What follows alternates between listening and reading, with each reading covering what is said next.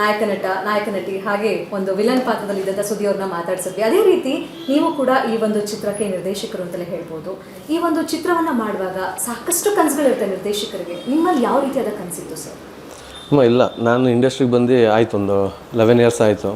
ಅದಕ್ಕಿಂತ ಎಲ್ಲ ಡೈರೆಕ್ಟರ್ಗಳ ಜೊತೆ ವರ್ಕ್ ಮಾಡಿದ್ದೀವಿ, ಒಂದಿಷ್ಟು ಜನರುಗಳ ಜೊತೆಗೆ. ನಾನು ಓನಾಗಿ ಬಿಫೋರ್ ಒಂದು ಸಿನಿಮಾ ಮಾಡಿದ್ದೆ, ರಾಜ್ ಬಹದ್ದೂರ್ ಅಂತ. ಮಧ್ಯದಲ್ಲಿ 1-2 ಸಿನಿಮಾ ಆಗಿತ್ತು, ಕಾರಣಾಂತರಗಳಿಂದ ಅದು ರಿಲೀಸ್ಗೆ ಹತ್ರ ಆಗಿಲ್ಲ. ಈಗ ಇದು ಓಂ ಶಿವಂ ರಿಲೀಸ್ ಆಗಿದೆ. ಪ್ರತಿಯೊಬ್ಬ ಡೈರೆಕ್ಟ್ರಿಗೂ ಮಾಡಿರೋ ಸಿನಿಮಾ ರಿಲೀಸ್ ಆಗಬೇಕು ಅನ್ನೋದು ಆಬ್ವಿಯಸ್ಲಿ ಇದ್ದೇ ಇರುತ್ತೆ.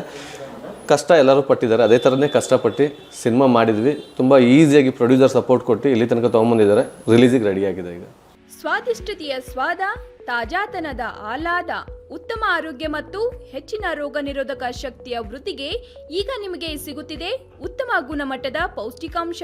Shri Vaidik millet health mix, ಇದು ಸಿರಿಧಾನ್ಯಗಳ ಸಂಪತ್ತು.